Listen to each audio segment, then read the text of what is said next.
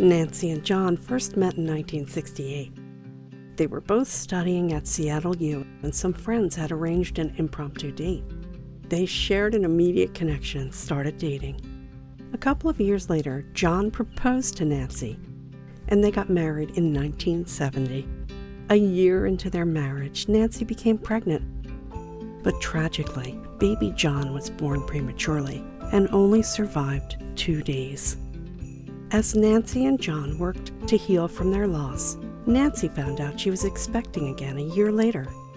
She gave birth to a healthy baby girl named Elizabeth, Bessie. 2 years passed before Nancy and John would add a little boy, Joe, to their loving family. Their hearts were full and their family was growing. Nancy, however, was still longing for just one more. There was just some longing to have one more baby, to have 3 children. And so we tried for another baby, and lo and behold, we got 2. In the labor room, the first baby came, little John, and he was pretty tiny. He was under 5 pounds. So I was still in the delivery room with the nurse, and with the placenta, with John's placenta, out came this other strange looking little baby who ended up weighing only 2 pounds. And it was obvious that there was something going on with Charlie. He was not just tiny, but there was just a look about him that was, you could just see that it was not quite the same. And the doctor came and said that they suspected that he had Down syndrome. Charlie spent the first few weeks of his life in Seattle Children's Hospital, then Overlake Hospital. Nancy was finally able to bring Charlie home after 6 weeks, but with 2 other young children at home, baby John and now Charlie with his special needs, Nancy was desperately needing help. It was just within a couple weeks of bringing him home that I called the Snow Valley Developmental Center, spoke with Mary Loop, and we got therapy services started right away. The greatest benefit in those early years was for me to understand him and to have women coming into the home, doing home visits, who delighted in him as well. And just to have someone come that says, what a cute baby he is, at that time, was really important.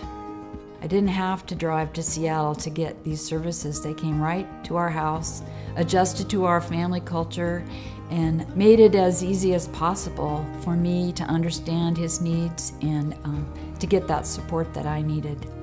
Charlie started to grow, and with the help of the Snow Valley Development Center, Nancy found a way to cope and started to understand Charlie more and what he needed. So we were really busy in those early years. There's lots of learning that I was doing around his development, and obviously could see with the twin brother right there how he was lagging. And I had this determination that if he was going to be a child with Down syndrome, he was going to be the most normal kid with Down syndrome that ever was, and was really knocking myself out to try and make that happen. Charlie was thriving, and life was going well for the Whitakers. It was around this time that then Executive Director Mary Loop approached Nancy about helping other moms and children who were going through what she had faced just a few years earlier. Nancy was a natural fit and made a profound impact to moms who needed it most.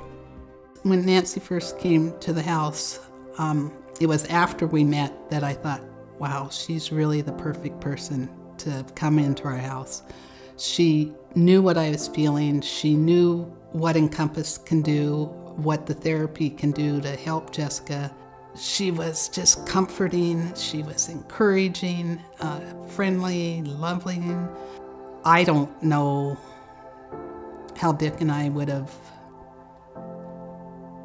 handled Jessica without them being there. Nancy excelled at the Snow Valley Development Center. She loved helping families and was talented at deploying the program's special brand of care.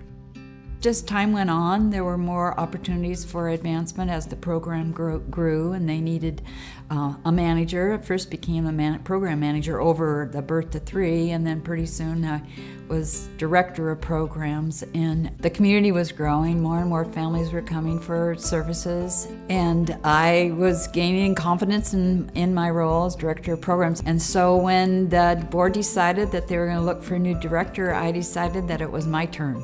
And so in 2002, Nancy would become executive director, coming full circle from participant in 1980 to executive director 22 years later. Nancy led the organization through the 2000s. Even though she was dealing with the challenge that her husband John had multiple sclerosis, Nancy led Encompass through incredible growth and progress and continued to help those around her who needed it most. Nancy Whitaker retired from Encompass as executive director in 2008 to care for her husband John. So when I look back at that tiny little 2-pound baby, Charlie, and think about the support and the services that he and our family received from Encompass, it was the cement that helped him grow or get the best possible start. And I know that it's impacted his ability to grow and develop. It certainly has helped our whole family to understand him and help him have a big place in our lives. And he's doing great. He's working. He's a working man. He's a wonderful young man and very outgoing. He's known well in the community. And I think we can attribute a lot of that to the early start that he got through Encompass and all the wonderful people that came into our lives from there. It was a privilege, really, to spend my career with this organization and all the good work that it does in the community and have had some impact on that happening. I'm very proud of that.